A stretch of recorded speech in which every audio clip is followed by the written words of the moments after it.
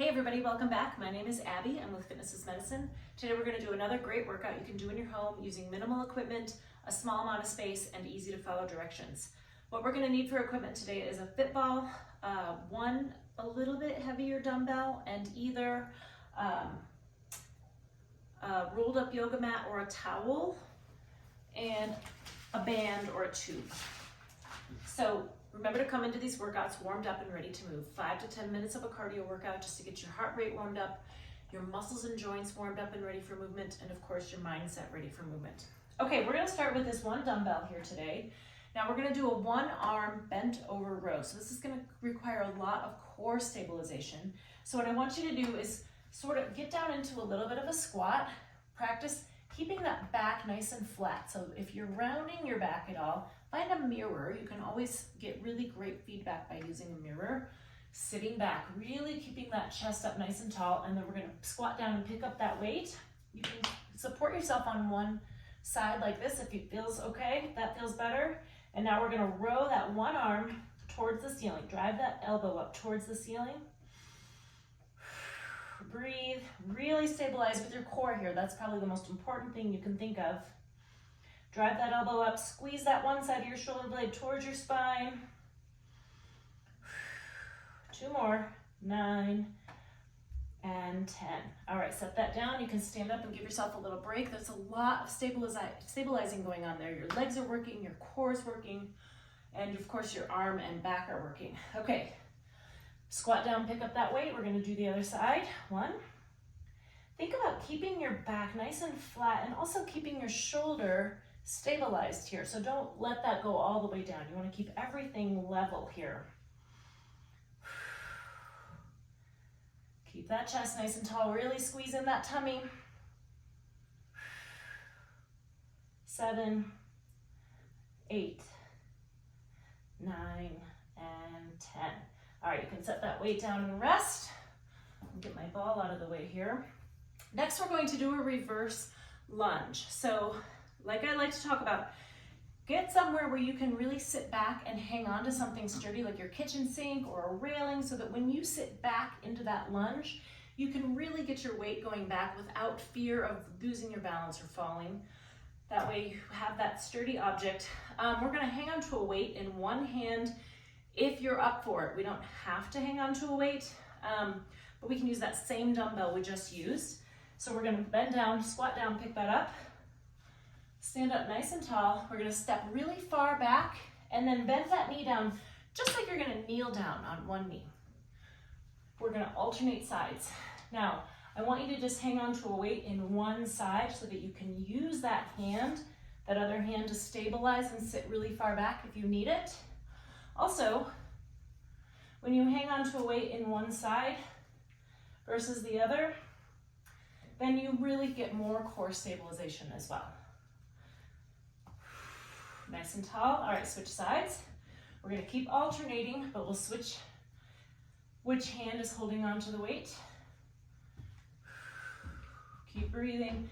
Keep your chest up nice and tall. Of course, you can do this in a smaller range of motion, but keep that big step back so that you're working toward a 90-degree angle in both knees. 1 more each side. You want the weight in that front heel. Okay, good. Now I'm gonna rack the weight because we're done with that. And we're gonna grab that band or tube, and we're going to do a reverse fly. So we're gonna work on that posture, those postural muscles again. Let's do this either in a tandem or a staggered stance. Really be deliberate about bringing those shoulders down and back. Arms out straight, palms facing down. Pull back, squeeze those shoulder blades. I think my camera changed angle here. Try to stay within it. 6, 7. Keep those shoulders down, squeeze those shoulder blades back. If you're having any shoulder pain, you can bring it down here. Still get that good squeeze. Okay, good, rest. Next, we're gonna grab the ball if you have one. If you don't, you can also do this on the floor. We're gonna do a plank on the ball. So we're gonna out onto your elbows. You can either do this on the ball like we're gonna do, or you can do it on the floor, or you can put your elbows up on your bed or like a padded coffee table type of thing. That's a little bit easier way to do a plank. Step those feet back and we're gonna hold. This is a huge stabilization, so keep those hips down. You want your elbows directly beneath your shoulders, not out in front of you. That's much harder, and it's also harder on your shoulders. Keep breathing, kind of rolling around a little bit here. That's the point.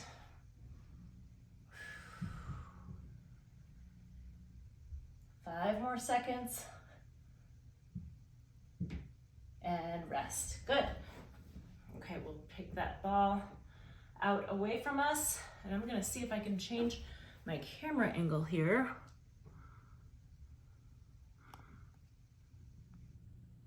Not that. Bear with me. I think that's better. Okay. Now we're gonna go down to the floor and do some flutters. So this is where your rolled up towel or yoga mat comes into play. You're gonna be down on the floor. You're gonna put your forehead on the towel or yoga mat, and that just helps keep your neck in line and helps you continue to breathe and keeps your neck in a good position. So if you turn your head off to the side, it kind of cranks your neck a little bit, and you want to keep everything in proper alignment. Now we're just gonna do arms out in front, thumbs up towards the ceiling, and we're gonna flutter your arms and legs at the same time, just like you're swimming. Think about swimming. If that's too much, do your arms for like 5 seconds and then do your legs. Or if one hurts, like if one really hurts your shoulder, just do your legs. But if you can, let's try to do both at the same time.